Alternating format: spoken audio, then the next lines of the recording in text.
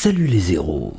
Cet hiver, en exclusivité directement chez toi, depuis le site internet zeroabsolu.info, tu auras droit à un tuto sur le XP Flock, avec de l'aventure, du sang, du sexe, de la sueur et beaucoup d'amour pour les images de synthèse.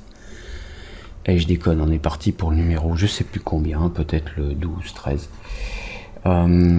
XP Flock aujourd'hui. Alors XP Flock c'est quoi? J'ai regardé dans le dico quand même parce que je pensais que ça voulait dire nuée, mais ça veut plutôt dire troupeau. Alors on va créer un émetteur. C'est plus joli quand on a une émission fixe, donc on va dans émission short. On va émettre des particules à l'image 1, entre l'image 1 et la 1, on va en émettre 1000, c'est très bien. On va leur donner une tête dans display, ça sera plus sympa aussi. Au lieu de dots, les afficher en points, on va les afficher en flèches. On va reprendre, hop, voilà, donc on a des flèches. Au lieu d'avoir un plan qui émet, on va directement se créer une petite sphère. Et puis dans émission, on va mettre une vitesse nulle. Voilà, comme ça on a, pop, on crée un troupeau. Alors, le problème de ce troupeau, c'est qu'ils vont tous dans le même sens là. C'est qu'en fait, les particules pour l'instant ne se préoccupent pas du sens. Donc on va aller dans Extended Data, on va activer Use Rotation, on va utiliser la rotation, et dans le mode de rotation, on va la mettre sur Tangential. Donc la rotation va être réglée sur la direction en fait. Voilà. Donc on a nos particules qui sont prêtes. Et maintenant on va ajouter notre modificateur qui s'appelle XP Flock pour gérer un troupeau. Alors si je mets en marche par défaut, vous voyez, les particules s'éloignent dans leur direction et puis elles reviennent, et puis elles s'éloignent, elles reviennent. On va allonger grandement la durée de la scène pour voir un peu ce qui se passe. Alors elles s'éloignent, elles reviennent, mais elles s'éloignent, elles reviennent par rapport à quoi? Parce que si je déplace mon floc, il se passe rien. Bon. En fait, elles s'éloignent, elles reviennent par rapport à rien, par rapport à un mouvement chaotique qu'on va trouver dans les paramètres de XP Flock. Alors, je vais pas tous vous les passer en détail, un par un, quoique, mais bon. On va s'intéresser aux paramètres principaux. On va descendre ici sur Chaotic Movement. On va augmenter le chaos. Déjà, pour voir ce qui se passe.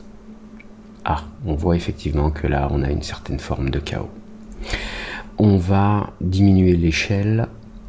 Comme ça, on aura un chaos moins détaillé. On aura plus de vagues.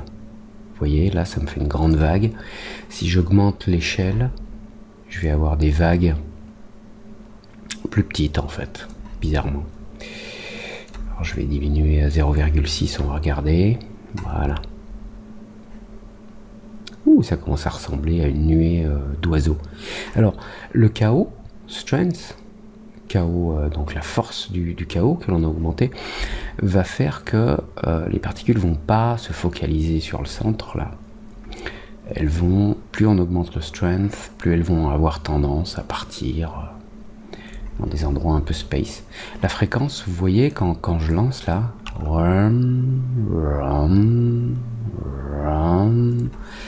plus on augmente la fréquence et plus les mouvements sont rapides.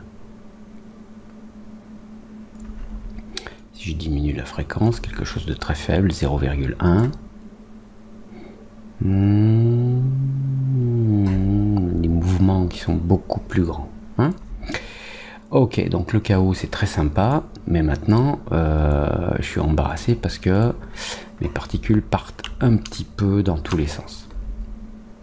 Alors, dans le floc, on aimerait pouvoir les contraindre ou leur faire suivre un chemin.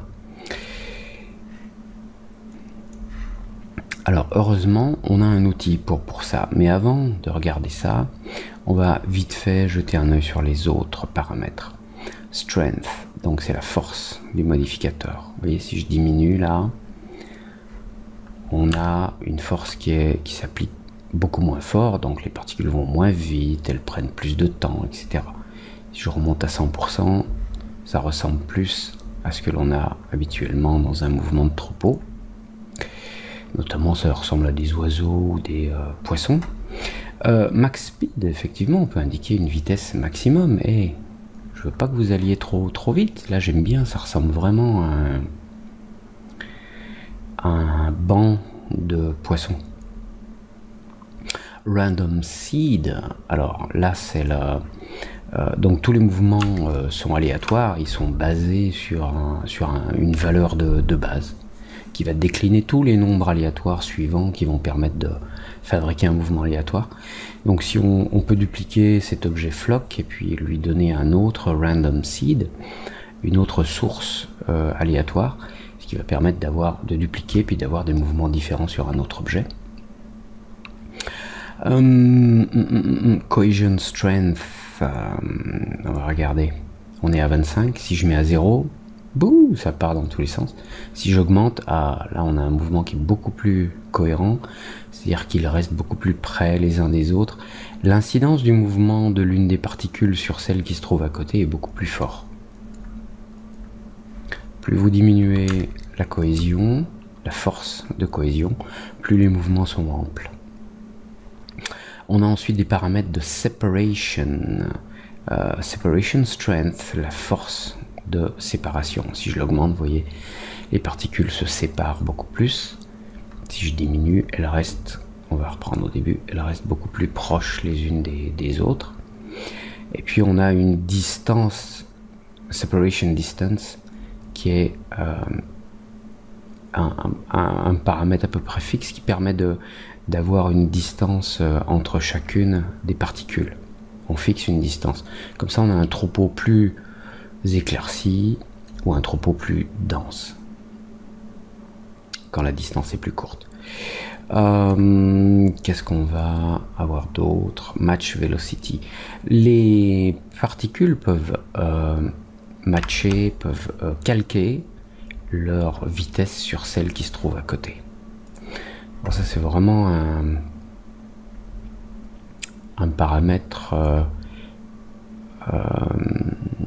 difficile à maîtriser, parce que si on a trop, si on l'augmente trop, les particules se collent trop, elles se calquent, les mouvements se calquent trop les uns par rapport aux autres.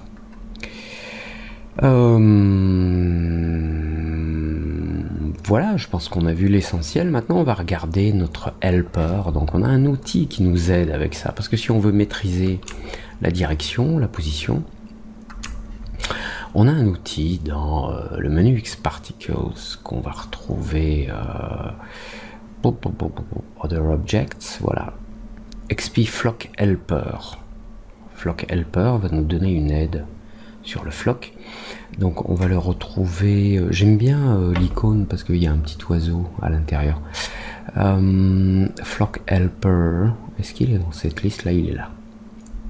Voilà, je crée un flock helper, mais il n'aura d'incidence sur le modificateur flock qu'une fois qu'il sera à l'intérieur, c'est-à-dire qu'il sera un de ses enfants. Donc je prends le flock helper là, je le glisse sur le XP flock. Maintenant le XP flock sait qu'il doit suivre le helper. Le helper, c'est quoi? C'est un objet représenté par une croix, et vous allez très rapidement comprendre à quoi ça sert. Regardez. Les particules partent vers le flock helper.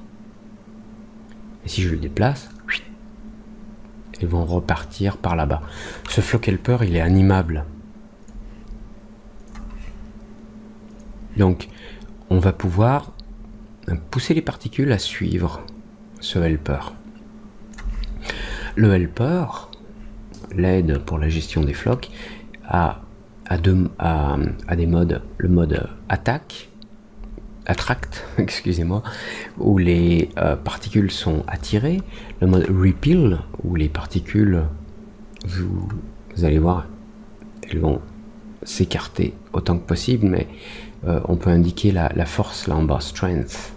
Voilà, si je monte à 180, les particules, voilà, elles s'éloignent. Ici elle s'éloigne, si je mets l'helper LC, elle s'éloigne. C'est sympa, ça permet de faire comme si un prédateur chassait les particules. Donc là j'ai réglé strength, la force. On a donc ce mode repeal, on a le mode chase, comme si on avait vraiment là pour le coup un prédateur, avec une incidence, vous voyez sur la zone jaune là, les particules vont s'éloigner de plus en plus en fait. Donc je vais augmenter le strength à nouveau.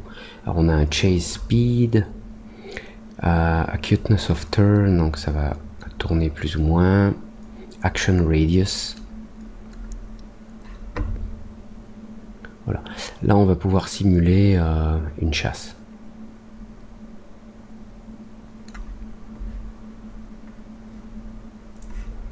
Alors c'est pas tout à fait évident pour l'instant, mais vous allez voir, si j'augmente le radius ici, voilà, on voit mieux que les particules s'éloignent du chasseur.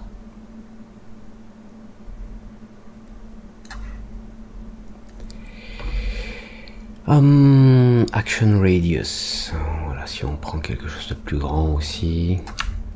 Alors là les particules sont carrément éloignées, là elles sont en bas, voilà, vous voyez mieux là, elles s'en vont, elles s'éloignent du chasseur. Regardez, hop, je l'amène là, elles s'en vont. Donc ça c'est assez sympa. Alors d'autant plus, alors je vais me remettre en mode attract, en mode attraction. Donc elles sont attirées, et puis vous allez voir ce qui est étonnant, c'est que si je duplique là mon XP Flock Helper, je fais simplement un copy paste, et que je le remets ce deuxième en dessous là, à l'intérieur de mon flock, vous allez voir, elles vont être attirées d'un côté ou de l'autre, regardez.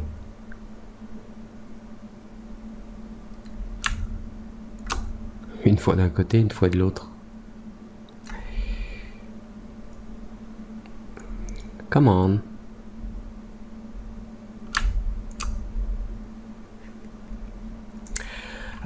Voilà, alors vous avez aussi un paramètre dans le flock qui est dans l'onglet Avoid Objects, qui va permettre à la nuée d'objets d'éviter un élément. Si par exemple je prends cette sphère, alors je vais diminuer son rayon. Si je prends cette sphère et que je retourne dans le flock et que je glisse la sphère ici dans les objects qu'il faut éviter, ils vont être évités de la même façon. On l'a déjà vu dans un tuto là, ce XP Avoid, hein.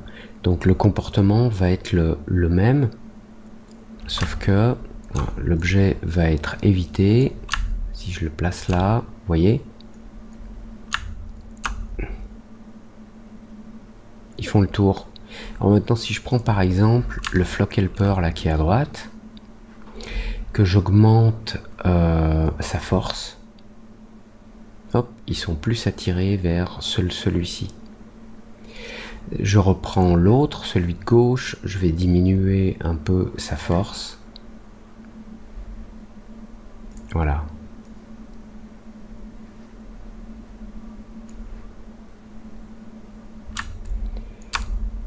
Alors je vais essayer de le replacer là pour voir ce qui se passe. Vous voyez, les particules évitent toujours l'objet, elles passent autour. Voilà, donc c'est un comportement qui est très sympa. On peut faire plein de choses. Je dirais que la maîtrise du flock est presque essentielle quand on veut avoir des mouvements naturels qui imitent la vraie vie. On peut faire beaucoup plus de choses avec ça, mais regardez dans les paramètres, amusez-vous. Parce qu'on va pas non plus y passer 3 heures. Allez, à bientôt pour la suite, ciao.